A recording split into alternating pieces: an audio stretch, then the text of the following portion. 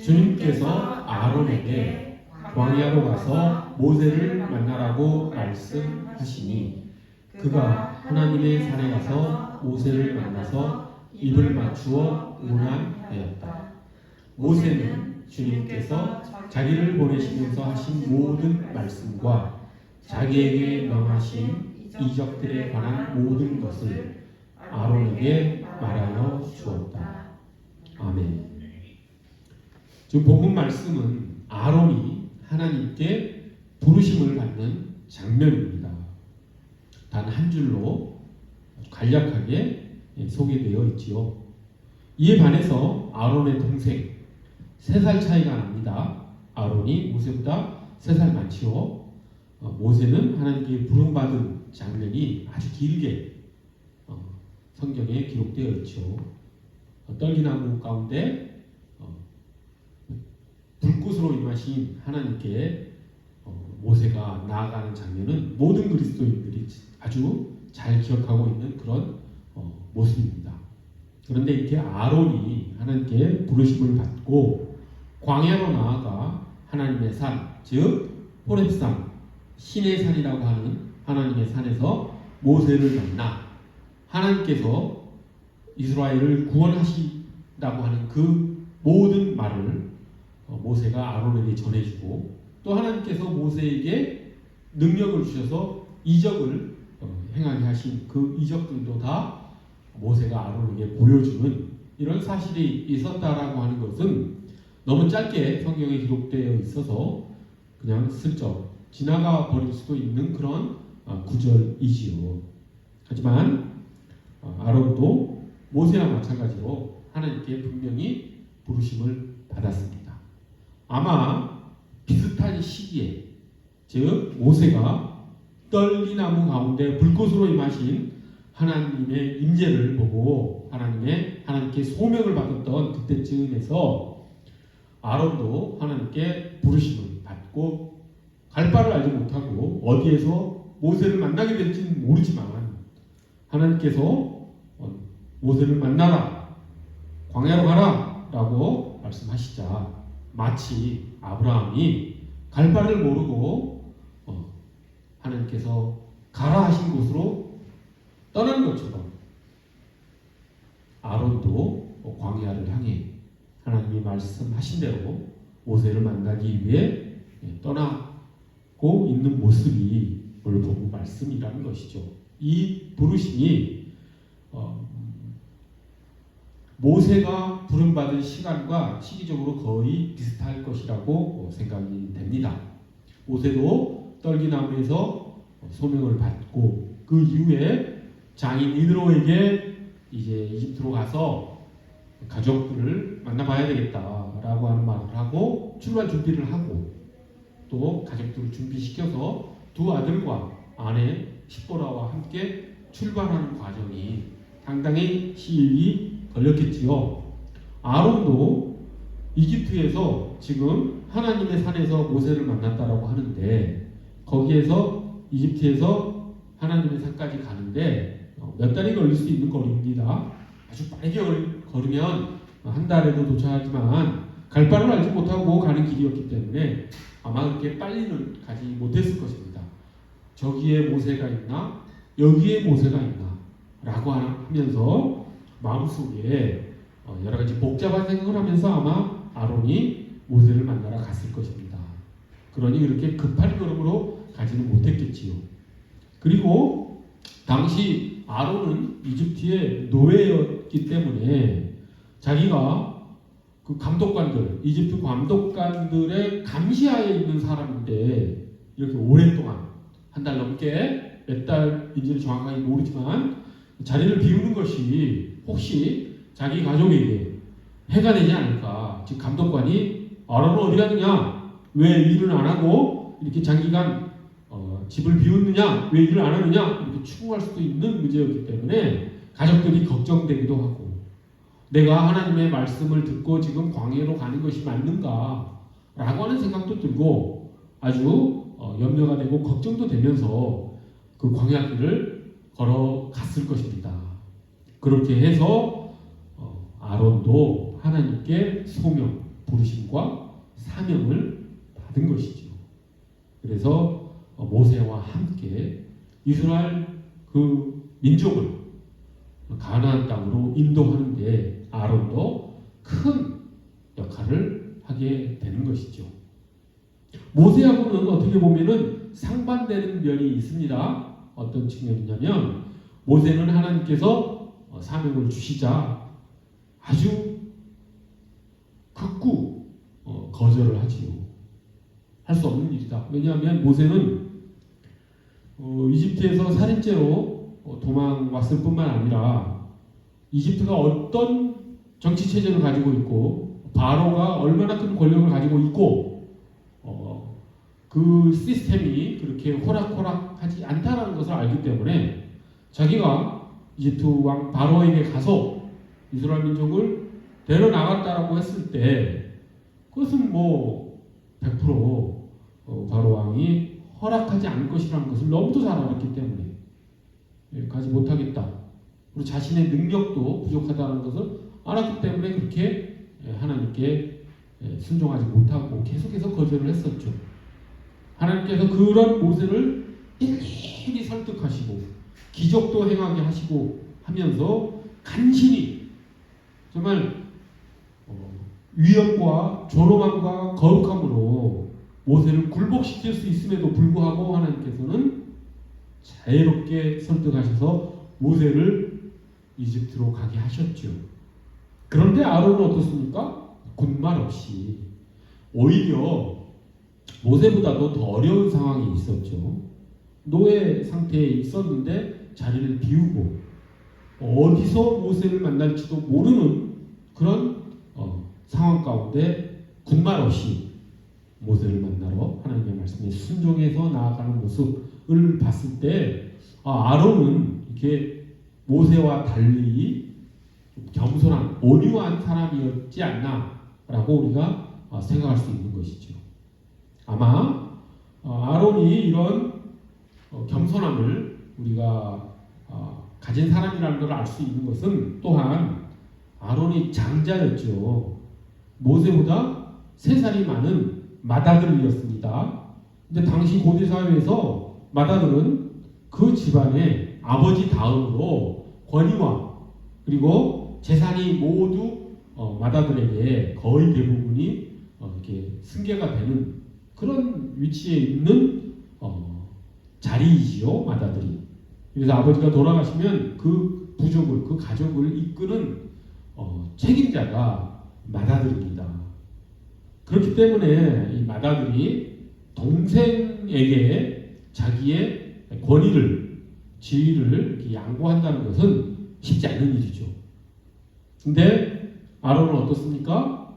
그 이후에 이렇게 부르심을 받고 이스라엘 민족을 인도에서 가나안으로 가는 약 40여 년의 기간 동안 모세를 이스라엘의 지도자로 아론은 섬기고 2인자로서 모세를 도와서 이스라엘을 인도했던 그런 겸손한 사람이라는 것을 우리가 잘 알고 있습니다. 참으로 이러기 어렵습니다. 형이 동생의 조력자로서 이렇게 역할을 성실하게 한다는 건 쉽지 않습니다. 하나님께서 아론에게는 타고난 그러한 온유함과 겸손함을 주신 것 같습니다. 그런데 아론이 이렇게 장점만 있는 것은 아니죠. 단점들도 여러 성경을 보면 나타납니다. 그 이야기는 좀 뒤에 하고 우리가 성경에 명확히 아론에 대해서 나오진 않았지만 아론의 어린 시절에 대해서 한번 생각을 해봤으면 좋겠습니다.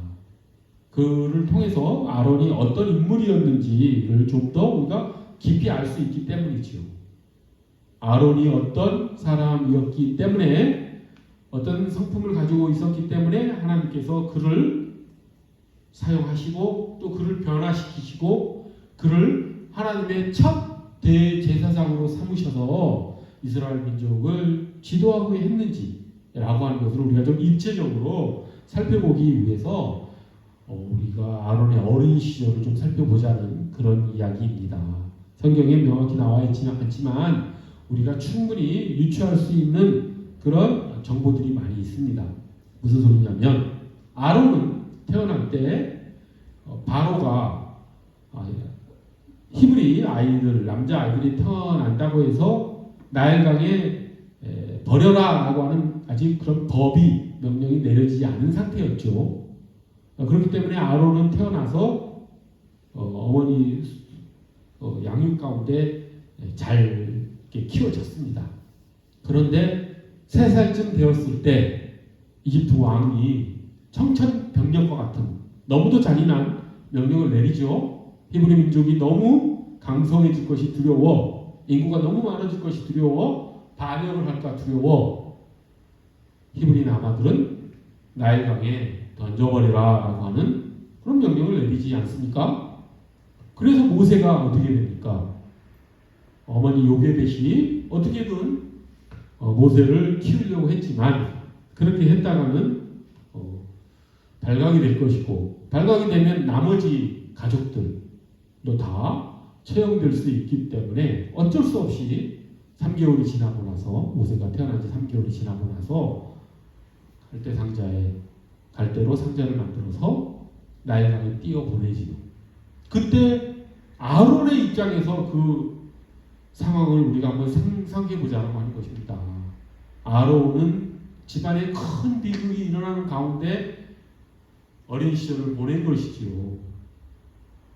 그리고 3살이면 이제 부모로부터 큰 관심과 사랑을 받아야 될 그런 나이 아닙니까? 그런데 어떻게 됩니까? 모세가 하나님의 은혜로 이집트 공주의 양자가 되지요. 그리고 미리암이 아주 지혜롭게 행동을 해서 어머니 요게벳이 모세의 유모, 친모이면서 또 유모가 되는 그런 하나님의 섭리 가운데 양육이 되지요. 그러면 우리 아론의 입장에서 한번 생각을 해보자는 것입니다.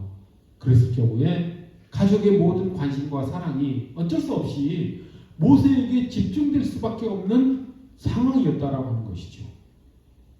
아론은 그때까지 부모의 사랑을 풍성히 받고 자랐겠지만 그 엄청난 비극이 일어나는 상황에서 아론이 자기가 받아야 될 사랑과 관심이 어쩔 수 없이 그 엄청난 비극이 일어나는데 어떻게 온전한 사랑을 받을 수 있겠습니까? 거기에다가 모세가 또 이집트의 왕자가 됐고 엄마는 모세를 또 유모로서 양육해야 되니 아론에게 가야 할 그런 사랑과 관심이 많이 못 갈 수밖에 없었겠죠. 환경 자체가 그렇겠죠. 그런데 아론은 그런 집안의 어려운 상황을 그 어린 나이에도 이해를 하고 자신이 받아야 될 사랑을 못 받은 것에 대한 불평과 불만보다는 가족이 처한 그런 비극을 이해하고 그 가족의 어떤 그 사랑을 위해서 또 모세의 그 특별한 상황을 이해를 하고 자기를 그 상황에 맞출 줄 알았던 그런 착한 소년이었던 것으로 추정이 되지요. 또 미리암은 어떻습니까? 미리암이 이제 가장 큰 누나였는데 미리암은 모세를 이집트 공주의 양자가 되게 하는 데 역할을 했고 또 엄마를 유모가 되게 하는 그런 지혜로운 행동을 하는 걸로 봐서 미리암은 대단히 지혜롭고 똑똑하고 자신의 행동을 할 수 있었던 그런 누나였던 걸로 추정이 됩니다. 그렇게 3명 모세와 아론과 미리암의 특성을 우리가 좀 알 수가 있죠. 그런 것을 통해서. 근데 모세는 좀 천성이 어떻습니까? 좀 혈기가 아주 높죠. 그래서 정의감에 불타고 불의를 보고 못 참는 그런 성격이라는 거 우리가 잘 알고 있습니다. 히브리 민족을 괴롭히는 이집트 관리를 이렇게 처형해버리는, 살해해버리는 그럴 정도로 혈기가 아주 높은 그런 사람이었죠. 물론 하나님께서 그런 모세를 다루셔서 온 지면에, 즉 온 세상에 모세가 가장 겸손하고 온유하다라고 하는 말씀을 하셨지만 그건 후의 문제고 원래 타고난 본성은 모세는 대단히 불의를 보면 참지 못하는 혈기가 아주 높은 그런 성품이었던 것이죠. 이렇게 그 세 남매의 성품을 우리가 좀 추정해 볼 수가 있습니다. 아무렇게나 추정한 것은 아니고 성경을 바탕으로 우리가 좀 추정해 봤습니다. 그렇기 때문에 아론이 자신의 장자 직분을 내려놓고 모세를 도와서 이스라엘의 지도자로서 또 대제사장으로서 2인자로서 성실하게 행하는 그런 길을 갈 수 있었다. 물론 하나님께서 그렇게 이끄셨기 때문이지요. 아론이 뭘 잘해서 자격이 있어서 하나님께서 쓰신 것은 아닙니다만 그런 성품을 아론이 가지고 있었다라고 하는 것이죠. 하지만 아론은 그 성품이 겸손하고 온유한 성품이 장점으로만 작용한 것이 아니죠. 항상 인간의 성품은 장점이 있으면 그것이 동시에 단점으로서 기능을 합니다. 온유하고 겸손한 그런 성품의 단점이 무엇입니까? 우유부단할 수가 있죠. 단호하게 결정을 내리고 리더로서 확실하게 회중을 이끄는 그런 카리스마적인 그런 능력은 부족한 것이죠. 좀 우유부단했던 그런 성격이 아론에게는 있었던 것이죠. 그로 인해서 나타난 사건이 두 가지가 있습니다. 첫 번째는 금송아지를 만들어주죠.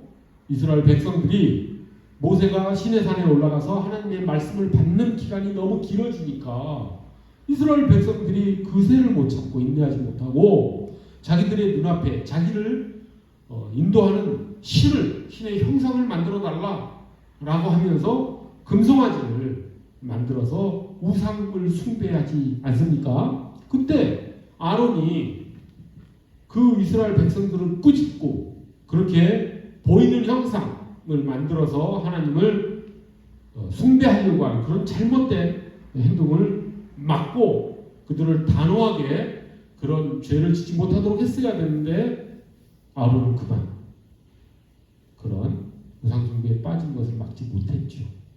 그것 때문에 모세가 내려와서 경롱하지 않습니까? 그래서 하나님이 파주신 돌판 2개를 땅에 던져버려서 깨뜨려버리는 그런 분노를 바라기도 합니다. 그때 아론이 변명하죠. 모세에게 자기가 한 일에 대해서 잘못은 아니까. 그런데 아론은 변명을 합니다. 백성들이 그렇게 해달라고 해서 내가 어쩔 수 없이 그렇게 했고 금을 모아가지고 향틀에 부었더니 그게 금송아지가 되어 나오더라. 그러면서 변명하면서 자기 죄를 뒤로 빼는 그런 모습을 보입니다. 겸손하고 온유한 아론이었지만 이처럼 우유부단한 행동을 보이는 것 또한 사실이지요. 그리고 또 모세가 구스 여인을 아내로 삼은 일을 두고 미리암이 주도한 것 같습니다. 누나 미리암이 모세를 비방하지요. 저만 하나님께 나아가느냐? 우리도 지도자 아니냐라고 하면서 미리암이 구스 여인, 즉 이디오피아죠. 이디오피아 여인, 이방 여인을 아내로 삼은 것에 대해서 비방을 하자 아론도 미리암에 동조를 해서 함께 모세를 비방을 합니다. 이거에 대한 자세한 내용 말하지 않겠습니다. 단지 이 사건을 통해서 아론이 어떤 인물이었느냐를 우리가 추정하기 위해서 말하는 것이기 때문에 그 비방 사건이 어떤 내용인지는 더 이상 깊이 들어가지 않겠습니다. 그런데 우리가 초두에 모두에 말씀드렸듯이 미리암 누나는 좀 성격이 자기 주장이 강한 그런 성격이었죠. 똑똑하고 지혜롭고 이렇게 동생 모세를 또 잘못한 것을 지적하고 비방할 정도로 자기 주장이 강한 그런 누나였습니다. 그러니 아론이 어렸을 때부터 자라오면서 미리암의 그 영향 아래 살지 않았을까요? 아론은 온유하고 겸손한 성격이었기 때문에 미리암의 보살핌을 많이 받았겠지요. 특히 엄마 요게벳의 사랑을 모세에게 이렇게 어떻게 보면 뺏긴 것이죠. 그런 상황에서 미리암이 또 얼마나 아론을 챙겼겠습니까? 그렇기 때문에 미리암이 모세를 비방했을 때 아론이 미디안 편을 들지 않았나 하는 그런 생각을 해봅니다. 다 성품에서 나온 행동이 아니었을까 그런 생각을 해보는 것이죠. 하지만 하나님께서는 미리암과 아론이 잘못됐다라고 말씀하시고 미리암은 몸에 한센병이 드는 그런 형벌을 받습니다. 물론 모세가 하나님께 기도해서 용서함 받지요. 그때 아론은 조금 다른 태도를 보입니다. 즉 금송아지를 만든 죄를 지었을 때는 변명을 확고하면서 자기 죄를 뒤로 빼는 그런 모습을 보였는데 이 미리암과 함께 모세를 비방했던 이 사건이 끝난 다음에는 아론이 자기의 죄를 회개를 합니다. 자기가 잘못했다. 동생에게 주라고 하면서 내가 잘못했다라고 고백을 하며 좀 변화된 모습을 보이죠. 이렇게 성경에는 아론에 관한 내용이 이런 장면들이 소개되어 있습니다. 그리고 마지막에 하나님께서 이제 아론이 이제 죽을 때가 되자, 즉 가나안으로 들어가기 직전에 이스라엘 민족들을 하나님께서 40년 동안 광야에서 훈련시키신 다음에 이제 가나안 땅에 들어가기 직전에 아론을 그 땅에 들어가지 못하게 하시고 호르산에 올라가서 아들 엘르아살에게 그 대제사장 직분을 물려주고 즉 입었던 대제사장복을 벗어 아들에게 입혀주고 그 호르산에서 운명을 하게 되지요. 하나님께서 그렇게 아론의 그 반차를 따라서 아론의 후손들이 대제사장 직분을 이어갈 수 있도록 그렇게 하나님께서 배려하신 것이라고 할 수가 있습니다. 그렇게 해서 아론의 삶이 성경에 쭉 기록되어 있는 것을 우리가 확인해 봤습니다. 우리가 이런 여러 가지 성경에 나와 있는 아론에 대한 기록을 통해서 아론이 어떤 인물이었구나 라고 하는 것을 우리가 좀 생각해 볼 수가 있게 되었습니다. 장점도 있었지만 겸손한 장점도 있었지만 우유부단한 단점도 있었지요. 그리고 백성의 지도자로서 절대로 해서는 안 될 우상 숭배에 백성들을 빠지게 한 책임도 있었습니다. 큰 죄였죠. 그리고 또 동생 모세를 비방함으로써 하나님께 또 꾸중을 듣는 그런 죄도 저지른 것을 우리가 살펴봤습니다. 그럼에도 불구하고 하나님께서는 아론을 대제사장으로 삼으셨죠. 부족하고 연약했지만 하나님의 은혜와 하나님의 능력으로 대제사장 직분을 행할 수 있도록 하나님께서 이끌어 가셨다는 뜻입니다. 그런데 우리는 더 놀라운 하나님의 은혜를 아론을 통해서 우리가 생각할 수 있는 것은 그 부족하고 연약한 아론의 대제사장직을 예수님께서 이어 받으셨다는 뜻입니다. 사람의 부족하고 연약함에도 불구하고 하나님께서는 그를 통해서 이스라엘 백성들의 죄를 용서하시고 그들을 어떻게 해서든지 하나님 백성으로 만드시려고 애쓰셨던 그 하나님의 은혜가 이제는 온전하신 죄가 없으신 예수 그리스도의 대제사장직을 통해서 영원한 예수 그리스도의 대제사장직을 통해서 우리를 온전히 구원하셨다라고 하는 것이죠. 이스라엘 백성들은 부족하고 연약한 죄가 있는 어쩔 수 없이 죄를 지을 수밖에 없는 인간 대제사장직의 제사를 통해서 사람들의 죄를 용서해 주셨지만 그 제사는 한 번만 드리는 것이 아니라 계속해서 반복될 수밖에 없었죠. 왜냐하면 연약한 인간이 제사장직을 수행했기 때문에. 하지만 죄 없으신 거룩하신 예수 그리스도께서 대제사장직을 맡아 주셨기 때문에 우리는 예수 그리스도께서 한 번 단번에 드리신 영원한 제사를 통해서 우리는 구약의 이스라엘 백성들과 달리 완전한 구원, 온전한 구원을 예수 그리스도께로부터 우리가 받았다라고 하는 것입니다. 그 사실을 우리가 받아들이고 우리가 어떻게 살아야 되는지, 그렇게 예수 그리스도께서 완전한 구원을 이루어 주셨기 때문에 우리의 삶이 어때야 되는지, 우리는 결코 하나님의 사랑에서 끊어질 수가 없는 존재라고 하는 것을 우리가 명심하고, 그 하나님의 사랑 가운데, 은혜 가운데, 하나님의 나라 속에서 풍성한 삶을, 충만한 삶을 살아야 된다고 하는 것입니다. 그리스도인은 정체성이 그렇게 충만한 가운데, 우리가 하나님의 자녀다, 우리가 하나님의 백성이다 라고 하는 그런 충만한, 그런 자존감 있는 정체성을 가지고 살아야 된다고 하는 것입니다. 왜? 예수 그리스도께서 우리의 대제사장이 되어 주셔서 완전한 제사를 우리를 위해서, 영원히 유효한 제사를 우리를 위해서 드려주셨기 때문이라고 하는 것이죠. 우리가 살아갈 때 너무 잘하려고 하는 스트레스 받지 않아도 됩니다. 왜? 예수 그리스도께서 우리의 구주이시기 때문입니다. 우리가 어떠한 상황에 빠지더라도 예수 그리스도께서는 우리를 위해서 천상에서, 하나님 보좌 우편에서 우리를 위해서 기도해 주십니다. 그리고 성령 하나님께서는 우리 안에서 또한 우리가 미처 하지 못하는 기도까지 해주시면서 우리가 잘못된 길로 가지 않도록 우리를 인도해 주십니다. 그렇기 때문에 우리 너무 잘하려고, 공로를 세우려고, 우리의 행위를 잘해서 뭔가 이뤄내려고 그런 삶을 살지 않아도 된다라고 하는 것이죠.